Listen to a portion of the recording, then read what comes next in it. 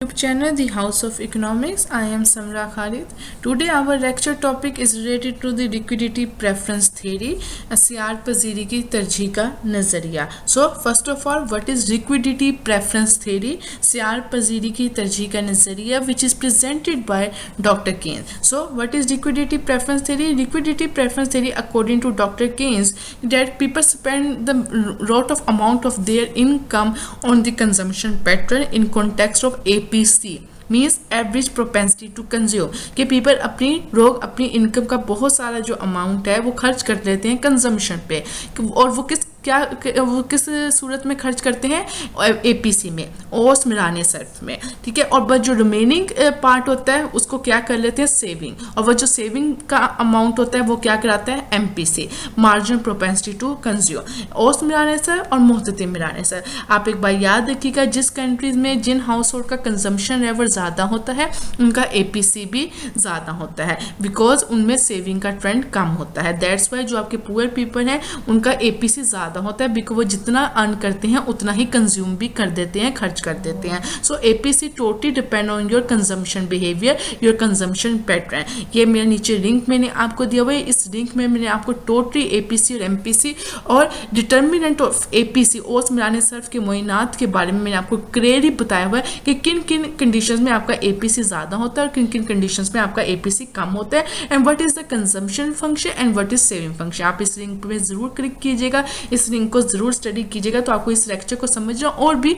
आसान हो जाएगा. So first of all, liquidity preference सियार पजीरी की तरजीह का नजरिया केन्स ने डेवलप किया, और केन्स ये कहते हैं कि लोग जो है वो अपने बहुत सी अमाउंट को खर्च कर देते हैं और रिमेनिंग अमाउंट को वो सेव कर लेते हैं. और वो जो सेव करते हैं, ठीक है, वो किस सूरत में सेव करते हैं? वो नकदी की सूरत में सेव करते हैं, मीन्स कैश के अमाउंट में अगर वो सेव कर रहे हैं, मीन्स डिमांड ऑफ मनी, ठीक है. जब लोग अपने पास पैसा ज़्यादा रखते हैं एज अ कैश फॉर्म में, अपने पास पैसा ज़्यादा रखने को प्रेफरेंस देते हैं, इट इज़ का डिमांड ऑफ मनी. कि लोग कितना पैसा, डिमांड ऑफ मनी का मतलब है कि लोग अपने पास नकदी की सूरत में कितना पैसा रखना चाह रहे हैं. This is demand of money, ठीक है. डिमांड, जिस तरह आपने डिमांड ऑफ गुड्स देखा था, like this demand of money, जर की तरफ इसे कहते हैं. जर की तरफ से मुराद होता है कि लोग कितने अमाउंट, कितनी रकम, पैसे की कितनी रकम अपने पास नकदी की सूरत में रखना चाह रहे हैं, कैश अमाउंट में कितना पैसा अपने पास रखना चाह रहे हैं,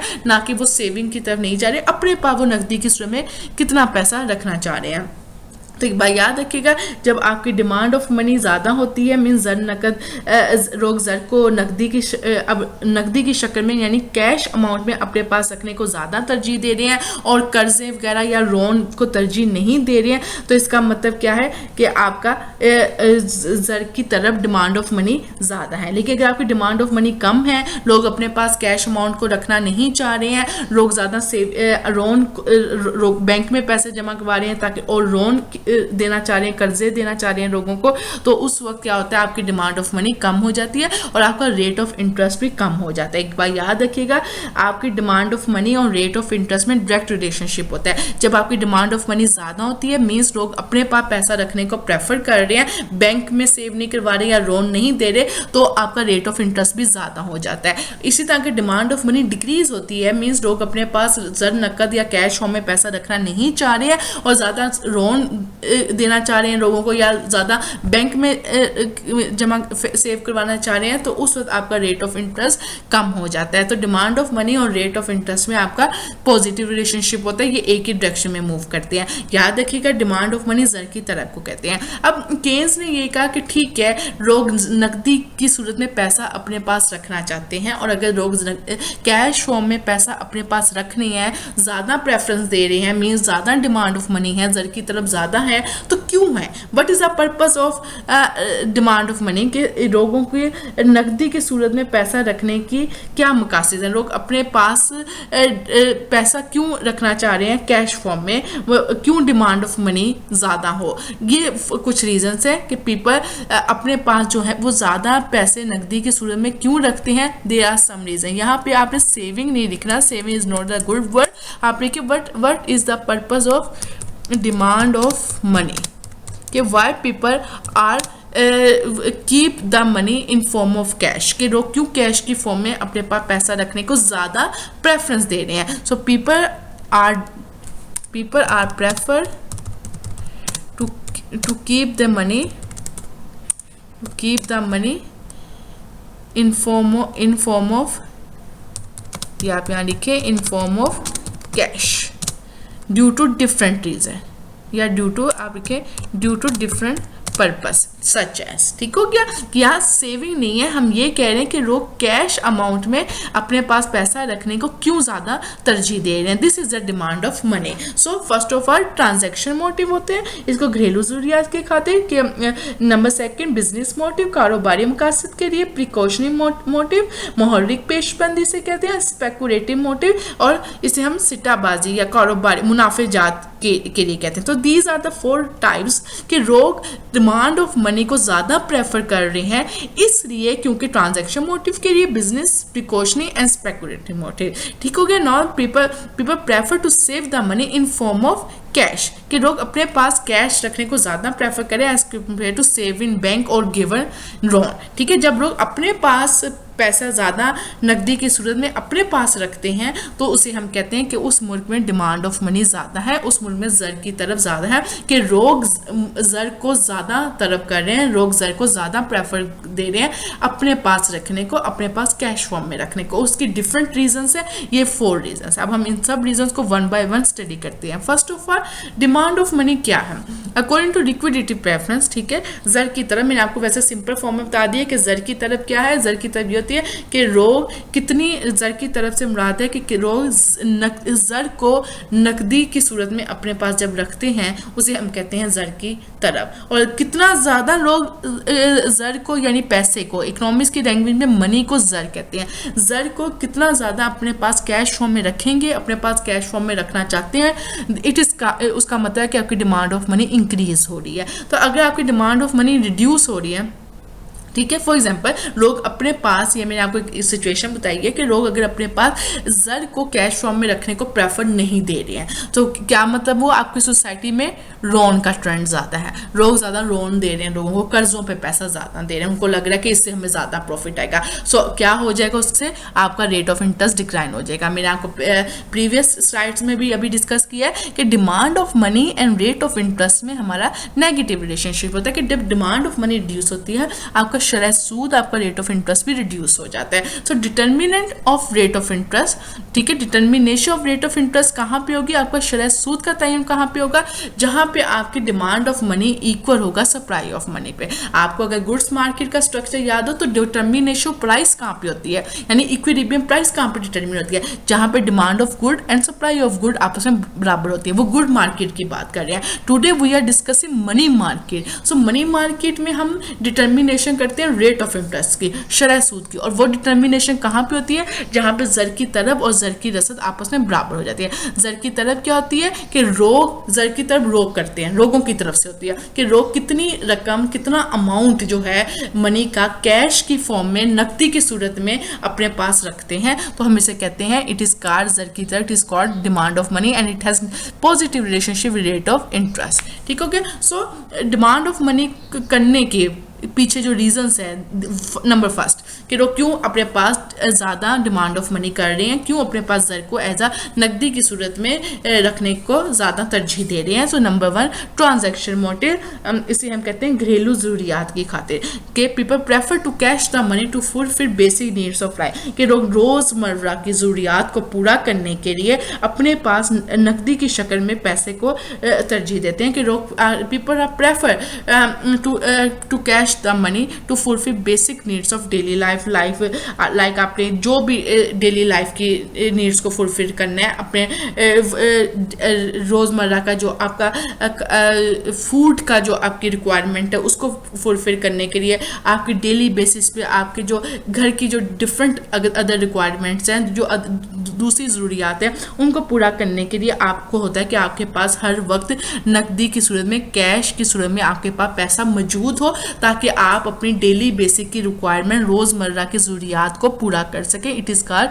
ट्रांजैक्शन मोटिव, घरेलू ज़रूरियात की खातिर। नंबर सेकंड कि why people are prefer to keep the money as a cash form for business motive, कि it is related to men always prefer to keep the money in form of cash for daily ups and downs of business, such that कि उसने labour को wages देनी होती है daily basis पर, कोई repairing of machinery है, कोई और रोज बिजनेस की ज़रूरियात रिक्वायरमेंट को फुलफिल करने के लिए एक बिजनेसमैन की कोशिश होती है कि उसके पास एक certain amount of money cash की फॉर्म में उसके पास हो। तो बिजनेसमैन डिमांड ऑफ मनी ज़्यादा चाहता है, अपने पास कैश की फॉर्म में मनी को रखना ज़्यादा चाहता है। वाई? बिकॉज को डेली बेसिस पर जो बिजनेस में अप्स एंड डाउन्स आते हैं, बिजनेस की जो डेली एक्सपेंडिचर को फुलफिल करने के लिए उसको अपने पास कैश की फॉर्म में पैसे की ज़रूरत होती है। सो दैट्स वाई एक बिजनेसमैन की भी डिमांड ऑफ मनी ज़्यादा होती है। सो बिजनेसमैन भी इसलिए अपने पास पैसे को कैश की फॉर्म में रखने को तरजीह देता है, क्योंकि उसने डेली बेसिस पे अपने एक्सपेंडिचर, अपनी डेली बेसिस पे बिजनेस की रिक्वायरमेंट को, बिजनेस की ज़रूरियात को, कारोबारी ज़रूरियात को पूरा करना होता है।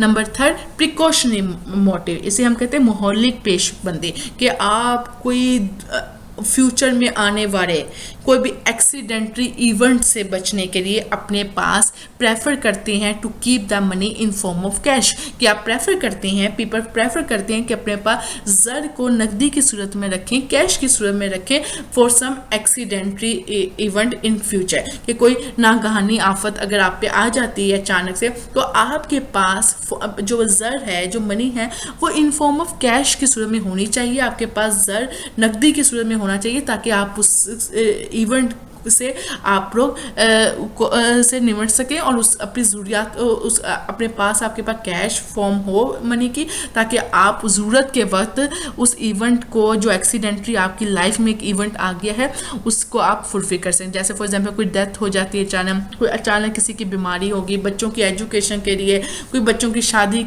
के लिए, तो इन सब चीज़ों के लिए भी मोहल्लिक, इसे हम कहते हैं प्रिकॉशनरी मोटिव, कि आने वाले हालात से निपटने के लिए आप लोग क्या करते हैं, अपने पास कैश की अमाउंट में पैसा रखते हैं, कि कभी भी अचानक कोई आप पे सडन कोई आप पे तकलीफ आ जाए, कोई सडन आपके साथ कोई इंसिडेंट हो जाए जो नेगेटिव इंसिडेंट है, तो जिसके लिए आपको पैसों की ज़रूरत पड़ सकती है। इंसिडेंट नेगेटिव भी हो सकते हैं, पॉजिटिव भी हो सकते हैं, लेकिन जो सडन आपकी लाइफ में एक इवेंट आ जाए, जिसके लिए उसके लिए आपको होता है कि हम अपने पास जो पैसे हैं वो नकदी की सूरत में रखें, ताकि अगर कोई भी मसला होता है तो हमारे पास कैश फॉर्म में पैसा हो और हमारे ऊपर कोई टेंशन आए और हम उस जो एक्सीडेंटली जो इवेंट आया है उससे निकल सकें, उसको पूरा कर सकें। ठीक है, तो इसीलिए नागहानी मुसीबतों का सामना, मुस्तकबिल में पेश आने वाली नागहानी मुसीबतों का सामना करने के लिए भी लोग अपने पास कैश की फॉर्म में पैसा रखते हैं। तो that's why demand of money ज़्यादा होती है। ठीक है, डिमांड ऑफ मनी के बाद, प्रिकॉशनरी मोटिव के बाद आपने ये एक चीज़ करनी है, this is transaction demand of money, ज़र की मामलाती तरफ। और ये क्या होती है? MTD, transaction, T for transaction, demand of money. It is the sum of ये तीनों, इन तीनों टाइप की, इन तीनों अगर आप जो मोटिव्स हैं इनको सम अप कर दें, this is the sum of our 3 motive, it is called transaction demand of money, ज़र की मामलाती तरह। कि अगर आप ट्रांजैक्शन मोटिव, बिजनेस मोटिव और प्रिकॉशनरी मोटिव को सम अप कर दें, it is called transaction demand of money and it is depend on income and it has positive relationship of income. अगर आपकी इनकम ज़्यादा होगी तो आपकी ट्रांजैक्शन डिमांड ऑफ मनी भी ज़्यादा होगी, अगर आपकी इनकम कम होगी आपकी ट्रांजैक्शन डिमांड ऑफ मनी भी कम होगी। और इसका ये, और जो ये ट्रांजैक्शन डिमांड ऑफ मनी है, इट इज़ द आप इसे कह सकते हैं डायरेक्ट फंक्शन ऑफ इनकम, कि ये तकसीरी तुफाइल है आपकी आमदनी का।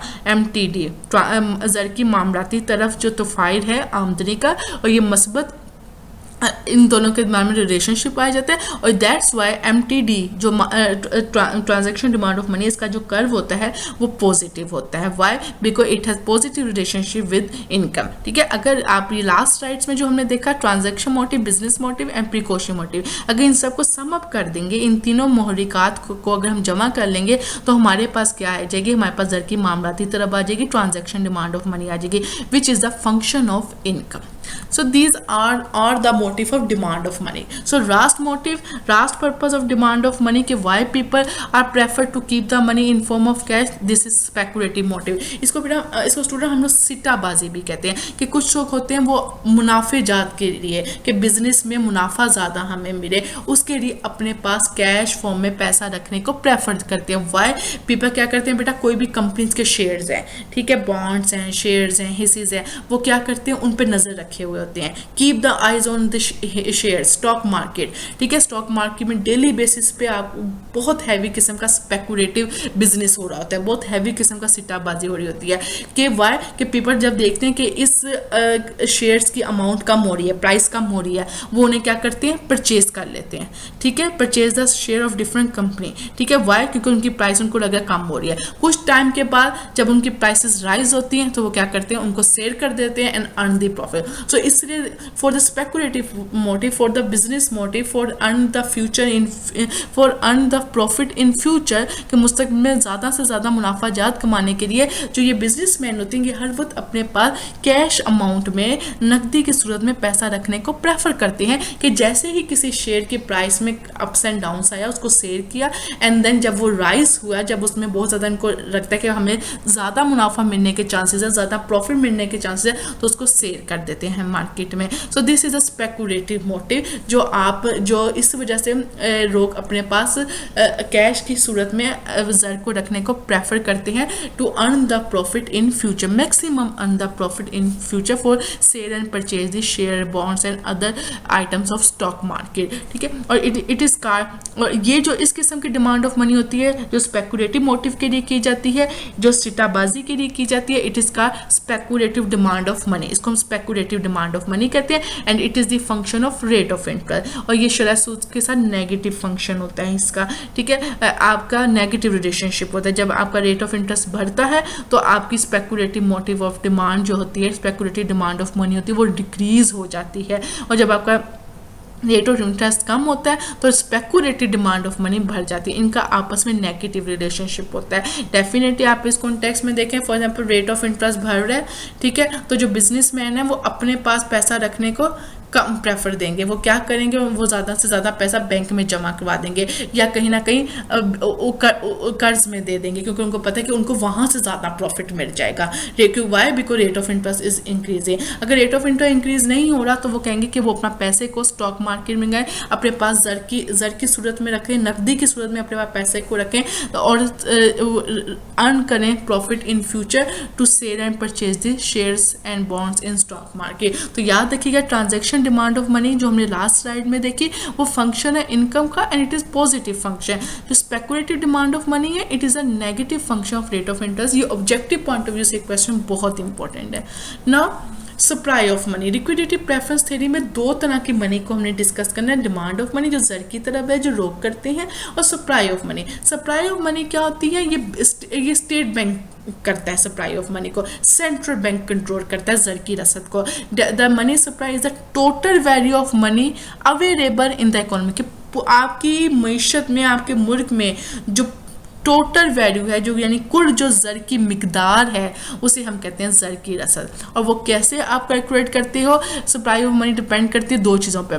करेंसी इन सर्कुलेशन यानी वो ज़र जो गर्दिश में है, यानी जो मार्केट में लोगों के दरमियान में गर्दिश कर रहा है, एंड डिमांड डिपॉजिट जो लोगों ने बैंक में डिपॉजिट करवाया हुआ था. इन दोनों को सेंट्रल बैंक एडअप करता है और देखता है कि आपके पास सप्लाई ऑफ मनी इस मुल्क में कितनी है. सो सप्लाई ऑफ मनी क्या होती है, supply of money in the total value. Supply of money की जब हम बात करते हैं तो हम यह M2 की से बात कर रहे हैं, M2 की. और it is the sum of circulation of money C plus DD, demand deposit. Means supply of money is the total value of money available in an economy. और सप्लाई ऑफ मनी किन चीज़ों से कम या ज़्यादा होती है, वो ये है कि अवेलेबिलिटी ऑफ क्वाइंस. अगर आपके मुल्क में जिस धात से, जिस मेटल से क्वाइन ज़्यादा बनते हैं वो ज़्यादा हैं, तो डेफिनेटली सेंट्रल बैंक कहेगा कि ज़्यादा से ज़्यादा क्वाइंस बनाएं. जब ज़्यादा क्वाइंस बनेंगे, मोर सप्लाई ऑफ क्वाइंस हो जाएगी मार्केट में, डेफिनेटली आपकी सप्लाई ऑफ मनी इंक्रीज हो जाएगी। याद रखिएगा सप्लाई ऑफ मनी का ताल्लुक आपके पैसों से है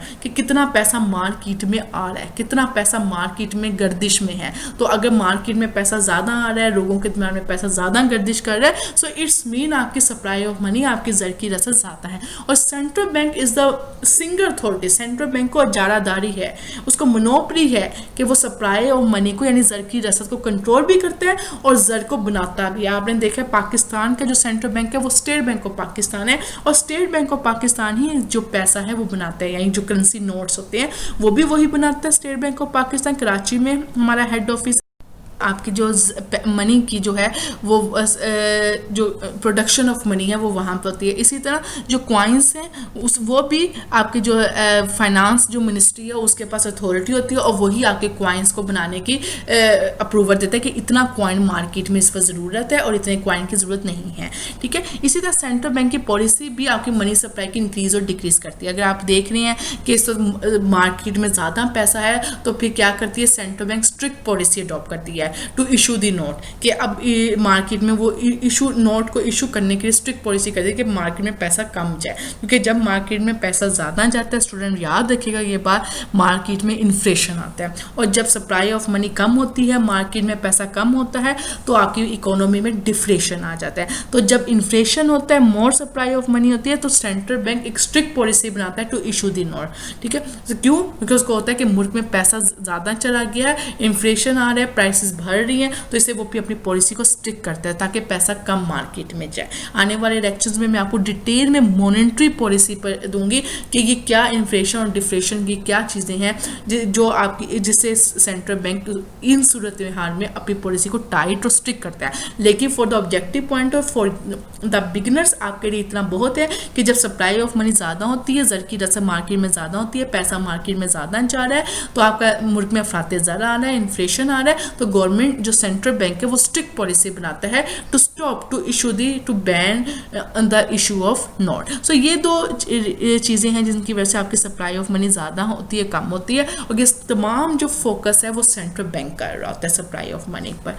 so this is the liquidity preference theory की ये कुछ डायग्राम है। ये तो नंबर 1 डायग्राम जो हमने कहा कि रेट ऑफ इंटरेस्ट की डिटर्मिनेशन कहाँ पे होती है, जहाँ पे सप्लाई ऑफ मनी इक्वल होती है डिमांड ऑफ मनी पे, और and your supply of money is perfectly inelastic, कि आपकी जर की रसद फिक्स्ड है इकोनॉमी में, सिर्फ डिमांड ऑफ मनी में चेंज आ रहा है, एंड डिमांड ऑफ मनी और रेट ऑफ इंटरेस्ट में हमने कहा था कि इसका ये नेगेटिव कर्व होता है। ठीक है, ये इसमें, और सप्लाई ऑफ मनी क्या है आपकी फिक्स हो गया। ठीक है, this is your demand of money and और डिमांड ऑफ मनी और rate of interest, demand of money and supply of money की ये इक्विलिब्रियम से डिटर्मिनेशन हो रही है आपकी रेट ऑफ इंटरेस्ट की, और आपका शरह सूद का तयन कहाँ पे होगा, जहाँ पे ये दोनों आपस में बराबर होंगे। ठीक हो गया, this is your first diagram जहाँ पे इक्विलिब्रियम हो रहा है, इक्विलिब्रियम आपका डिटर्मिन हो रहा है, और यहाँ पे equilibrium rate of interest determine हो रहा है। ना अब हम देखते हैं कि क्या इम्पैक्ट आता है अगर आपकी डिमांड ऑफ मनी जो है,